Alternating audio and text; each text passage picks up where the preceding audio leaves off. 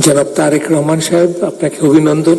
পার্টির আপনি চেয়ারম্যান হলেন, আপনাকে আন্তরিক শুভেচ্ছা, আপনার শুভকামনা, সুস্বাস্থ্য কামনা এবং আপনার সর্বস্তরের সাফল্য কামনা। খুবই সংক্ষিপ্তে, আমরা গণতন্ত্র চাই, স্বাধীন সাংবাদিকতা চাই এবং সুশাসন চাই। এটা নিয়ে আমরা অনেকে আলোচনা করছি, আপনাকে নিশ্চয়ই অনেকে বলেছেন, বাট একটি দুটি বিষয়ে আমি মনে হয় যথেষ্ট আলোচনা হচ্ছে না। সেটা হচ্ছে বাংলাদেশের অগ্রগতির জন্য আগামী চ্যালেঞ্জেস গুলো কি, এবং আমি মনে করি সবচেয়ে বড় চ্যালেঞ্জ হচ্ছে ক্লাইমেট চেঞ্জ। ক্লাইমেট চেঞ্জ নিয়ে আমরা কিন্তু রাজনৈতিক দলরা বা অত আলোচনা করছি না।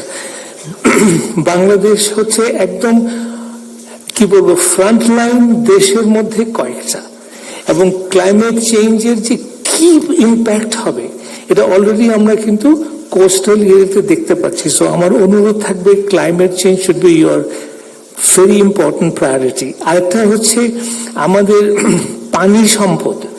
আমরা পৃথিবীর অন্যতম কিন্তু মানে সম্পদশীল দেশ পানির ক্ষেত্রে, কিন্তু আমরা সমস্ত নদীকে দূষণ করছি।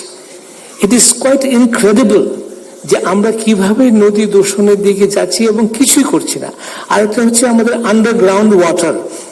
জনাব তারেক রহমান সাহেব, আমরা কিন্তু আন্ডারগ্রাউন্ড ওয়াটার উত্তোলন করতে করতে, হ্যাঁ আমরা করেছি, এগ্রিকালচারে অনেক উন্নতি হয়েছে, কিন্তু গ্রাউন্ড ওয়াটার কিন্তু এখন প্রায় 80-90 মানে ইয়ার্ড নিচে চলে গেছে।